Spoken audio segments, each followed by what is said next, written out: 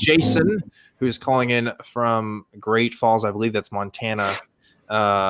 So Jason, you are on the show, and this is your call is a bit of a non sequitur from what we've been talking about before. Nevertheless, you've been waiting a while, and I want to get to your topic here. So go ahead, Jason. Well, no. Just I hope I'm not being too rude here. Just I'm calling back about when Phil Ferguson was on, and you were talking to a fella from Belgium about dogmatic.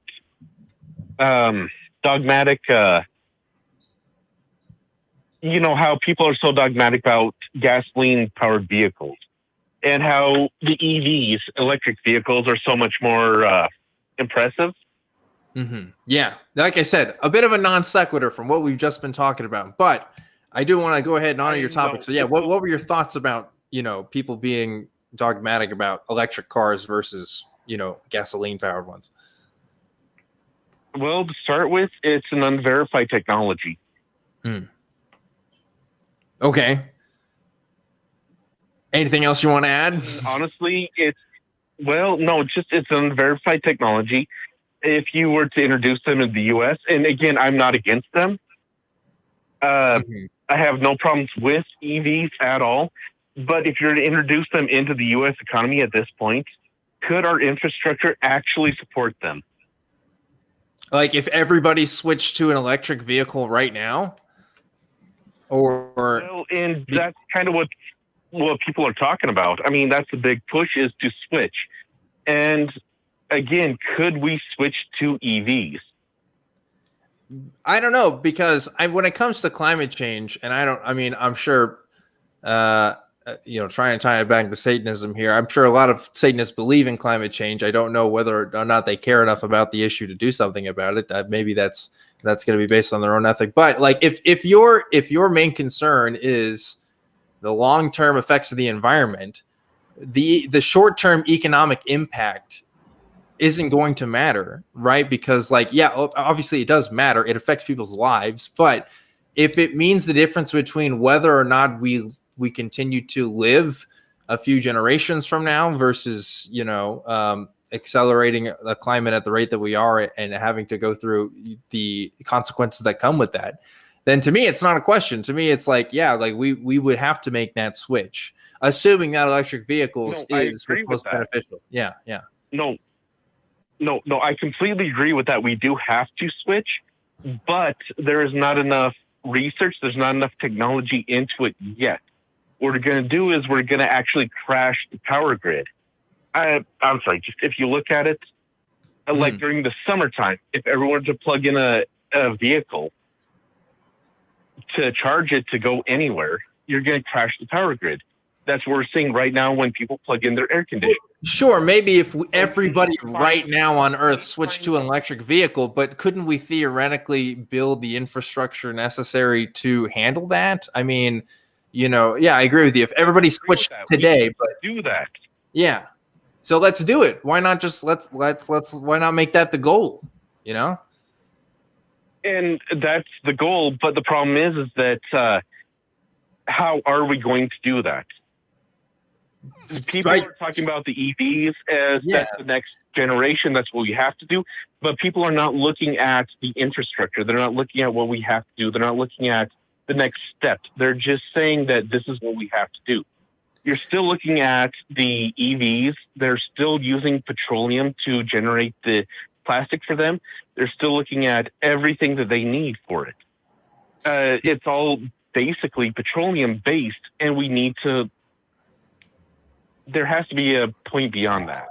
Maybe so. I think you're right. I think it's very complicated, and maybe people who talk about electric vehicles aren't considering all the necessary nuances and technicalities that come with this stuff. But I would still argue that just even having the conversation and talking about it with other people, and if I convinced 100 people to switch to electric vehicles today, that would still be a net good versus them continuing to use whatever gasoline vehicles they want to use right now. Yeah. Is it going to be different for everybody when we all switch, and are we going to have to think about the way that we produce and live our lives differently if once we start to make that switch. Yeah, but like right now there's not enough people switching to electric vehicles, in my opinion. You know, like we're not even beginning to make a lot of those changes. Maybe this virus, you know, we're already seeing a lot of differences in pollution and stuff across the world. People are showing pictures from China and stuff like that.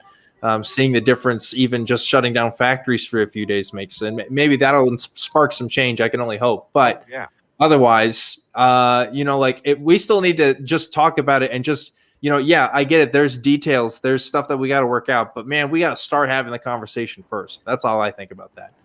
So that's the big thing, is the conversation, and we need to start looking at the details. To be honest, I would not mind switching over to an EV pickup truck rather than my gas-powered pickup, but I'm not going to switch on my gas-powered pickup right now for a little 2-seat car because I cannot do that. Once they do electric vehicles for bigger trucks, maybe, you know, then yeah, maybe that's when. But right now, it serves some sort of utilitarian, pragmatic purpose for you, and I totally get that. And if you have a newer vehicle, it's not going to be as environmentally good for you to switch cars now than it is if you have like an older vehicle too. There's been studies that have been shown on that as well. So different stuff there, Jason. But so it's yeah. I just want to, just because again, Raul is here. Like, Raul, what does climate change and environmentalism mean to Satanism? Does it have anything to do with it? Is there any ethics in Satanism that commands you to think about it one way or the other, or recommends you? Yeah. If you notice, a couple of days ago on Earth Day, we posted a message in support of Earth Day, and I think that's definitely within the framework of Satanism, because we recognize this world to be our home, and we don't believe in any afterlife or any other world that we can reach in anytime soon right now. So definitely environmentalism and protecting our habitat is something that many Satanists would be interested in.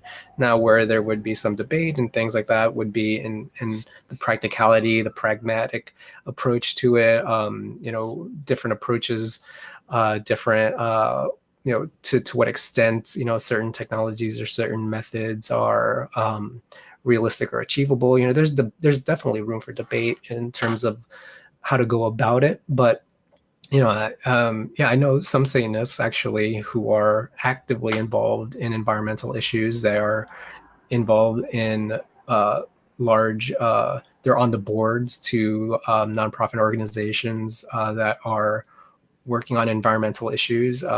It's definitely within that scope. Huh. Okay. So that's, I mean, it makes sense from what you're saying, right? Like I would agree it's important for myself and my world philosophy, but I guess, from this philosophy of individualism, and it's hard for me to. I'm not saying EVs are illogical or anything. I'm just saying that at this point, it's not going to, like up here in Montana, it's not going to help me out.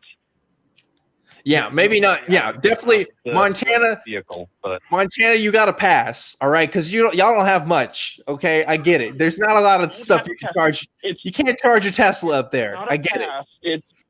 No, it's not a pass. I mean, there's a couple of Teslas up here. It's not a pass. It's just I cannot get around without a pickup truck. I mean, what I do just to get by day to day, I have to have that. Yeah, you as an individual citizen, somewhere else. Yeah, you got to live, you got to survive, you got to do your thing. I totally get that. So, like, yeah, there's a lot of guilt tripping that comes with these kind of environmental talks, and I don't want you to feel that way either, Jason. I don't want you to feel like that you're not doing enough, because I'm sure if you're talking about these issues, if you're already thinking about this stuff, then yeah, you're probably doing what you can.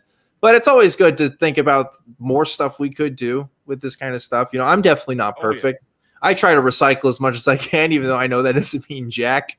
And the company I work for, I try to make sure that, I try to make sure that the company I work for, that we're sorting that stuff out. But when we do that kind of thing. So it's always good. We definitely don't talk about that kind of stuff enough on here. In fact, I would love to have some sort of environmental expert on this show in particular to talk more about that, because we've explored it, but not enough. So anyway, Jason, thanks so much for calling. Thanks for giving your comments on that particular topic.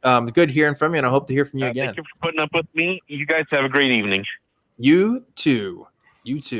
But I was going to say, Raul, because I when I think of the environment, that's like a collectivist thing almost. It's like it's something that we all live in. It's something that we all want to help protect for the benefit of others. And it's like, to me, that doesn't ring satanic to me in that sense. Right. And that's in a way, you're right about that. And that's why we don't have a directive about that. We don't say like all Satanists must be concerned about, such and such issue, or must be active in environmental issues or anything like that. These are, you have to, as individual Satanists, have to determine, how much they wish to prioritize that, if at all. I know plenty of Satanists who have that's not on their list of concerns right now. They've got other things to be concerned about and prioritize in their life. And yeah, I guess that could be a short-term way of looking at things, but that's on them. That's their decisions to make, and they've got things to do in their life within their lifespan that they want to be concerned about. So yeah, that's why there isn't that's why we're not a political organization. The Church of Satan is not a political activist group. We don't have any political stances because we're not a collectivist group. We have, there's some things we might suggest, Satanists be involved in. And a lot of that stuff is geared towards personal freedom, individual freedom, and, and expanding on that, because that benefits, us as individuals. And it would also benefit, other people as well outside of our scope. But, yeah, we don't have any kind of political platforms. We don't sponsor any party, or we don't endorse any politician or anything like that. Or we do leave that up to the individuals to decide, if at all, what they're interested in. Huh. Okay. Well, thanks so much for answering my questions tonight and answering the calls and stuff. You've agreed to maybe come onto our ACA Discord for a little bit to answer some questions as well. So if you're watching this now, but you're too afraid to call in, but you still have something you want to ask, come on down to the Discord. We're going to head over there in just a second. There's going to be a link to that in the chat, and also in the description if you are listening to this on some other place. But Raul, if people want to find you, where should they go, or where should they go to get more information? Well, to get information about Satanism in general, you should go to churchofsatan.com. There's a wealth of information there, articles, essays, interviews. There's links to our YouTube channel, to our social media, to our news feed, in which we post regularly on various activities that our members are involved in. Me personally, if you want to follow me, actually the best place to go to would be invisible-war.net. That's my personal website. I have a collection of my writings there. I've done interviews with outsider musicians and artists for 15 years now or so, and I've got my podcasts up there too. I've got various music and interview podcasts there, where I talk to all kinds of eccentric individuals. So, and I'll be doing some more interviews and podcasts now with all this free time. So you can look for me there, or yeah, I think that's the best way, because that's where everything will be found. So that's invisible-war.net. Well, cool. Well, if you're watching this show for the first time, because maybe you found the link off the website or whatever, this is Truth Wanted. This is a live show we do every single week at 7 o'clock Central Time, Fridays, where we just talk about what people believe and why. It's created by the atheist community of Austin.